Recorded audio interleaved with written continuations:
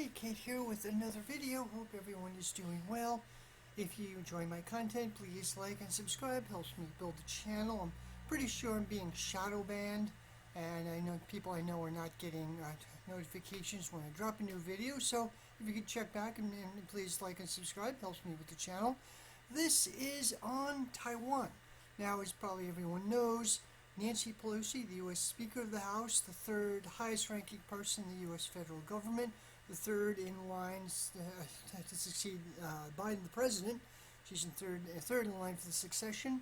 She's flying to Taiwan. She's en route right now. Actually, I believe she's in Hawaii, Honolulu, Hawaii, for a layover. She's expected to arrive in Taiwan, if it goes through, tomorrow or Monday. I've heard lots of conflicting things about it. Anyway, the Chinese see this as an extreme provocation. It's extremely provocative. China regards Taiwan as part of China, and this is interfering with the internal affairs of China. And the context of it, China will probably respond militarily. They will have a strong response. We don't know what that is. There's lots of speculation, but there's a very strong possibility there will be a war between the U.S. and China. I hope not. Really hope this doesn't happen. I have a hunch Pelosi may cancel the trip at the last moment, or the Chinese may have some other non-military response, but a very aggressive response. There are things they could do. They could dump the dollar. That would hurt them, or have a trade embargo on the U.S. that would devastate China, but it would devastate the U.S. even more. There are a series of things which could happen. I'm not sure how it would play out. Either way, I think strong possibility we're headed for some sort of catastrophe.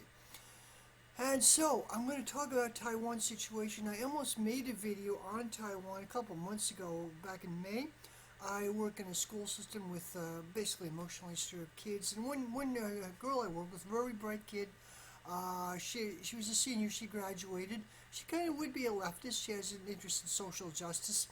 But we watch, they put on CNN, the CNN 10 for Kids. I've shared this in other videos. I really freaking hate CNN, just blatant propaganda.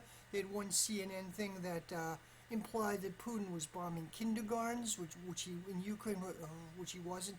Anyway, they had something on Taiwan back in May. Tension was heating up, and this girl said to me something like, the Russians are getting away with this in Ukraine. That's why the Chinese think they can get away with this in Taiwan.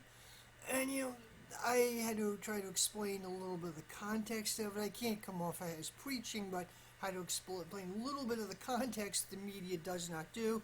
The narrative of the plucky, freedom-loving, lively democracy of Taiwan is under attack from communist China. It's kind of the narrative. And I explained a little bit about the Chinese Revolution, the Chinese Civil War, the Kuomintang, and the communist, some of the conflict going on. And I kind of clarified it a little bit, but I can't preach. So anyway, in this video, I'm going to talk about Taiwan, talk about some of the situation, try to give it a historical context. And I may be wrong about a few things. If you do disagree, I'm happy to debate. I'm also looking for more people to interview, as long as it's a socialist, anti-imperialist perspective. I'm happy to debate people, and I'm looking for more people to interview. Okay, Taiwan, here we go. This will kind of be in two parts. Taiwan is part of China. It became part of China somewhat late, relatively late in Chinese history. During the late 17th century, the early Qing dynasty, which is the last dynasty of China. The historic ancient dynasties of ancient China, the Han, the Dong, the Song, whatever, Taiwan was not part of China. There were some Chinese Han settlements there, maybe since the 1400s, some fishing settlements, some farming settlements, but it wasn't widespread settlement until the 1600s. The indigenous people on Taiwan are Austronesian. That is, it's a language family and kind of an ethnic group. Very widespread group in the Pacific, and in the Indian Ocean as well. The Filipinos are the majority. Ethnic groups of the Philippines are majority Austronesian. Philippine Tagalog is an Austronesian language. The Polynesian people are Austronesians. The Filipinos have a large East Asian in them, while the Polynesian people have some Polynesians have a lot of Melanesian, darker people, but both these people, majority Filipinos and Polynesians, their ancestors, we believe, came from Taiwan maybe about 5,000 years ago. Interestingly, there's also what they call the Austronesian expansion around 5,000 years ago, or so between 5 and maybe 2,000 years ago, something like that, over a huge area from Easter Island near South America, and there's apparently been some interaction with Native Americans on one hand, to India, Thailand, and to Madagascar, off an island off the coast of Africa. The eastern part of Madagascar is also Austronesian speaking. They trace the language to an area in Borneo. And Madagascar is a combination of Bantu-speaking African people and Austronesian people, and some intermarriage. Interestingly, genetic analysis has been really interesting. I'm interested in what they call archaeogenetics, sequencing ancient DNA about what it tells about ancient human migration rates. Anyway, really complicated. Genetic analysis indicates that these migrations, the Austronesian expansion, was led by women. The what they call mitochondrial DNA, which we get from our mother, is maternal. Matrilineal, apparently this expansion was led by women primarily. I don't know what's going on. Fascinating history.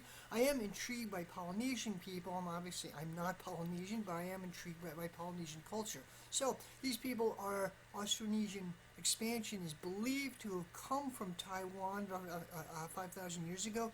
Maybe before that from maybe Fujian province in China, maybe groups in northern China. Maybe some distant relation to the Innu people of northern Japan, but that's getting way off the subject. Okay, so today the indigenous people of Taiwan, according to Wikipedia, it's something like 2.38% of the population. It's actually probably a lot larger than that, and a large number of Chinese, like Han people in Taiwan, are heavily intermarried with a lot of indigenous, heavily intermarried with a lot of people have indigenous ancestry. Although people don't really want to admit it, there is a lot of racism and there's been discrimination of the indigenous people. Today, they're indigenous people for the last couple hundred years have been two broad categories. You get the people called Gaoshanren, high mountain people. They're people who live more in the interior, the inaccessible mountain areas. Then there are the people called Pupong people, the plains. Generally, last couple hundred years, the Pupong, the plains people, were regarded as more, quote, civilized. They were more assimilated for European culture, and then the Chinese culture. They were, quote, more civilized. Well, the people in the mountains, the Gaoshan people, were not as civilized.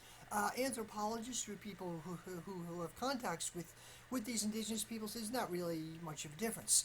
Anyway, they were the indigenous people of Taiwan.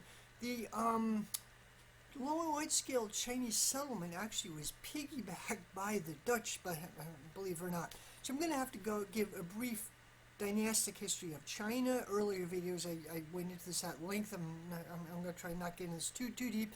But basically, China had a dynastic cycle.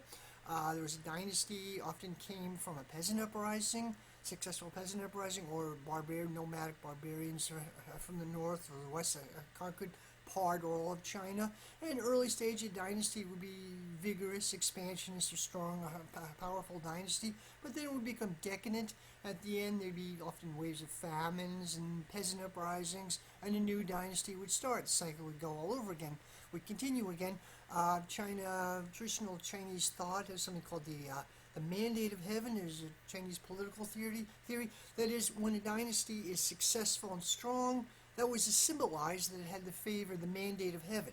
That was the favor of the gods or the universe or the divine force or whatever. It legitimized the dynasty. But if a dynasty was becoming weak and peasant uprisings and famines and couldn't control things, that meant the dynasty had lost the mandate of heaven and it was legitimate to overthrow it. It's kind of a self-fulfilling prophecy, and there are inner contradictions in this theory, but anyway, it was a powerful belief throughout Chinese history. Okay. The last two dynasties were the Ming and the Qing. The Ming dynasty was from 1368 to 1644. And the Qing dynasty was the last dynasty from 1644 to 1911. The Ming dynasty came out of a peasant uprising against the Mongols. The Mongols had conquered China. For a brief time, China was part of a vast empire, a vast state, from China to the border of Poland, actually, and Hungary was part of it. That part of Hungary was part of a vast area. There were actually Mongols brought Chinese engineers to Eastern Europe. This was in the 1400s, so it was pretty wild. Didn't last very long, but a Mongol dynasty started by Kublai Khan ruled China for 90 years, called the Yuan dynasty, Y-U-A-N. It was not a very popular dynasty. There were foreigners, non-Chinese people. They dissed the Confucian elite, the traditional Confucian scholars who filled the civil service, who were supposed to run China. They were marginalized. The Mongols also couldn't keep a unified state. They were highly fragmented. And a big part of the job of any Chinese dynasty was to keep the irrigation going. China is a vast farming country, peasant country, and relies on massive irrigation works and canals. And one of the main jobs of any dynasty was to keep the irrigation going, and they couldn't do it. The Ming fell apart towards the end of that period. There were famines, and partly from the irrigation collapse, for a bunch of other reasons. There were famines and peasant uprisings. So the Ming came out of a peasant uprising against the Yuan, against the Mongols. It was led by a guy named Zhu Huanzhong, and I know I'm mispronouncing his name. Zhuyanzhang, Zhu Huanzhong. He started out as what they call a rice monk. He was a Buddhist monk, not particularly religious. Rice monk was someone who was kind of a stock figure in Chinese historical movies and kind of pop culture. Someone who joined Buddhist monasteries were huge at that time. Somebody who joined a monastery as a monk just for food. Like, we'll meditate for food. Totally cynical about religion. So this guy, Zhu Wanzhong, he led a peasant uprising, joined or co-opted other uprisings, and put himself at the head of other uprisings which were going on at the time, and eliminated their leadership, actually, and consolidated them and formed a new dynasty, the Ming dynasty. And the Ming has a very favorable reputation. Later Chinese history was known for social justice. I'm not entirely sure why, but there was later centuries, there was a lot of nostalgia for the Ming. In southern China, there was times where it's Ming revivalist movement, their underground revolutionary secret societies. This provided like a network out of which later, early 20th century revolutionary groups came out of this. Okay, getting off the subject here. So the Ming was a fairly successful dynasty. Early stage of the Ming dynasty, the emperor, who was Zhu Huanzhong, he took the title of the Hongwu Emperor. He sent an expedition led by the famous Admiral Zhang He to explore the Indian Ocean, other Southeast Asia. It had I think 5 huge fleets, and they reached the coast of East Africa. Interestingly, this was like the early 1400s. It was discontinued. It was abruptly ended, and you could easily think of an alternate history. The Portuguese, a couple decades later in the 1400s, before Columbus, but a couple decades later, they reached that same area from the other direction. They around the Cape of Good Horn. They explored Southeast Asia. They took hold of these trade routes, very ancient trade routes, hijacked them, and used them for massive exploitation. That was the beginning of the Western civilization of Europe, sucking enormous amount of profit out of what became the global South. Eventually, it's one of the dynamics. It's the beginning of what Noam Chomsky called the 500-year Reich, like Western European predation on what became the global South. This was kind of the beginning of it. But you could think of an alternate history if the Chinese had kept going and had reached Europe before the Portuguese reached Asia. Could have changed history, but that didn't happen. Zhuang He's fleet was abruptly discontinued. Motivation for it is that the early Ming emperor was paranoid. He was just wanting to see if there's anyone else who could provide a threat to his reign. And once there wasn't anyone, this was ended. This was abruptly canceled. And the rest of the Ming dynasty was isolationist. They really they banned trade, a lot of foreign trade. They didn't allow people to live along coastal areas. They were very isolationist. They did not want to continue any sort of foreign expansion. Okay, off the subject here, the Ming Dynasty collapsed. There were famines and peasant uprisings, and a nationality, northern or nomadic, semi-nomadic, pastoralist nationality in Manchuria, called Dongbei, the northeast, called the Man nationality, took over. There was a peasant uprising, but this Man nationality kind of cut across this and used that opportunity to found a new dynasty. And the Ming kind of remained. This was what year is this? This is kind of 1644 or so, or a little bit earlier. And the Ming remained popular. There was a Ming holdout kingdom or state in southern China for a while. Okay, getting to the story.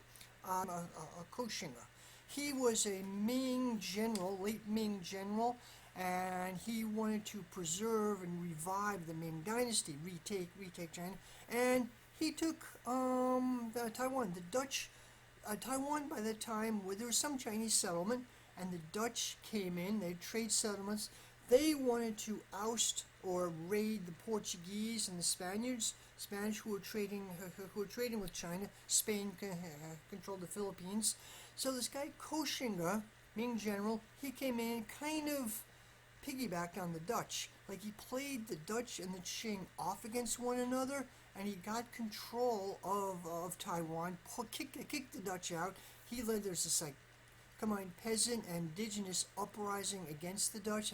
They were killed or expelled. And this guy, Koxinga, started his own dynasty, basically. It was called the Tungning. It was the first Chinese state in Taiwan. And Koxinga brought in a lot of Chinese farmers to supply his army, keep his army supplied. And this played a big role in bringing Taiwan into China. So Koxinga had this huge empire. It was pretty amazing what he did. He's like a legendary, epic figure. He almost took the Philippines. Historians say he could have kicked the Spanish out of the Philippines. He decided not to do it, but he had bases in the Philippines, some areas like Luzon or some other places. He could have taken the Philippines, according to some historians. Anyway, he had this state for about 20 years. He died. His descendants couldn't really continue it. It came under Qing control. The Qing dynasty got control of it. And so Taiwan became part of China, was part of the Qing dynasty from 1683 to 1895. It was part of the Qing dynasty. It wasn't a province, it was a prefecture. By the way, the Qing never completely controlled Taiwan. They controlled the coastal areas, the interior, the mountainous interiors where the Gaoshan, the wild people, lived. They couldn't quite control that, but they did control the coastal areas of Taiwan. Was not a full province. It was part of Fujian province. It was originally a prefecture. Then the Qing upgraded it, so it became like equal level to Fujian. So it was the province of Fujian and Taiwan. And it was part of the Qing dynasty from 1683 to 1895. The Qing were apparently not very popular. There were quite a few rebellions and uprisings against the Qing. They were not popular. They don't appear to have been popular anywhere. Anyway, later in, I think it was 1895, the Japanese took it, in which the first was called Sino-Japanese War, where backtrack again a little bit, China was a vast civilization, was like almost saw itself as the parent civilization of other East Asian countries, Korea, Japan, some extent of Vietnam. Vietnam was part of China for 500 years. It was kind of the parent culture and had a huge impact on some of these other places, and they paid tribute to China. China kind of sort of recognized them as independent. They paid tribute, like tribute disguised as trade, or trade disguised as tribute, or something like that. And there was something of an tributary relationship, but this changed during like 19th century. They call the century of humiliation, where the Qing dynasty was beaten and defeated and worn down by the Europeans.